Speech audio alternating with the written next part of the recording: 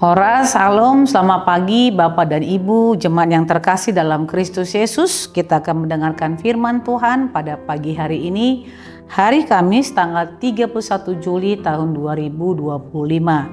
Dan nas firman Tuhan tertulis dalam kitab Habakuk pasal 2 ayat 20, demikian bunyinya.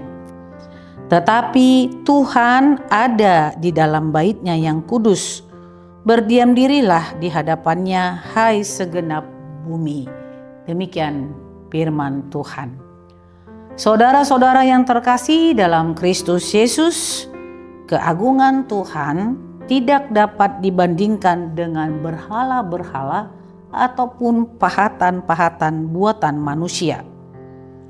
Latar belakang dari penulisan kitab Habakuk ini adalah umat Tuhan pada saat itu mengalami penindasan, ketidakadilan, kejahatan, kelaliman, kekerasan, bahkan sampai terjadi pertumpahan darah.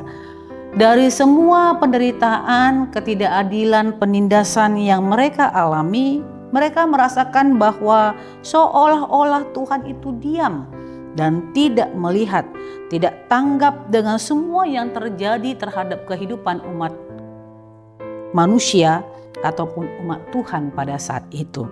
Karena itulah dalam situasi sulit, seharusnya orang yang percaya itu harus tetap mendekat kepada Tuhan, harus tetap percaya dengan keagungan Tuhan, dan harus tetap mengandalkan Tuhan di dalam kehidupannya. Dan demikianlah Habakuk menceritakan seperti apakah keagungan Tuhan yang luar biasa, yang menjaga, yang tetap senantiasa membangun, yang senantiasa memelihara kehidupan umat manusia.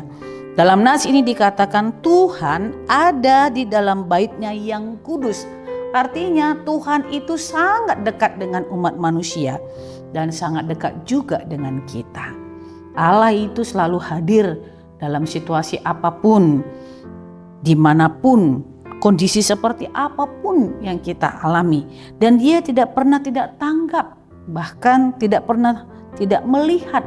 Dia terus melihat, Dia terus mengulurkan tangannya untuk menolong kita.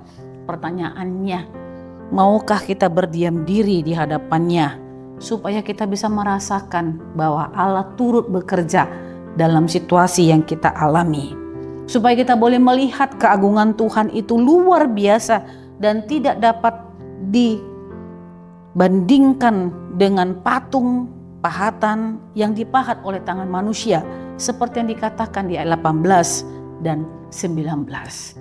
Bapak dan Ibu yang terkasih dalam Kristus Yesus, Tuhan ada di dalam bait-Nya yang kudus. Mana bait kita sekarang? Sehingga Tuhan itu harus hadir dan berdiam di dalam bait-Nya. Bait kita ini adalah tubuh kita sendiri, hati kita, pikiran kita. Allah ada di situ. Allah berkenan hadir di situ. Allah berkenan berbicara melalui hati kita. Allah berbicara melalui roh-Nya kepada kita. Dan jangan pernah lagi kita menganggap seolah-olah Tuhan itu diam dan tidak tanggap dengan situasi sulit, situasi penderitaan, penindasan yang terjadi dalam hidup kita. Tapi Dia selalu ada untuk kita.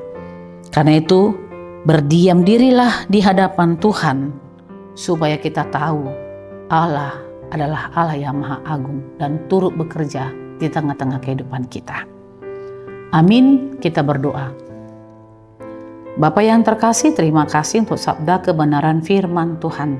Terima kasih untuk keagungan-Mu Tuhan, sehingga Engkau tak dapat dibandingkan dengan berhala-berhala yang lain, dengan pahatan-pahatan buatan manusia. Karena mereka semua akan berlalu, tetapi kemahakeagungan-Mu tak akan pernah berlalu Tuhan. Dan Kau selalu bekerja untuk kami, selalu ada untuk kami. Tangan-Mu selalu terulur dan telinga-Mu tajam untuk mendengarkan doa kami. Biarlah kami tinggal diam di hadapan-Mu Tuhan, sehingga hati kami, tubuh kami, jiwa kami, dan roh kami ini akan menjadi bait-Mu, di mana Engkau selalu hadir untuk kami, mendengarkan setiap seruan kami Tuhan. Bahkan kami pun harus tajam untuk mendengarkan suara Allah, sehingga kami mampu memenangkan setiap persoalan kehidupan yang kami alami di tengah-tengah dunia ini. Tolonglah kami Tuhan supaya kami tetap mau teguh dan berdiam di dalam Tuhan, sehingga kami turut merasakan Tuhan bekerja di dalam kami. Terpujilah nama-Mu dalam Kristus Yesus, kami berdoa dan mengucap syukur. Anugerah Tuhan kita Yesus Kristus, kasih setia Allah Bapa, dan persekutuan Roh Kudus, itulah yang menyertai hidupmu hari ini, besok, dan sampai selama-lamanya. Amin.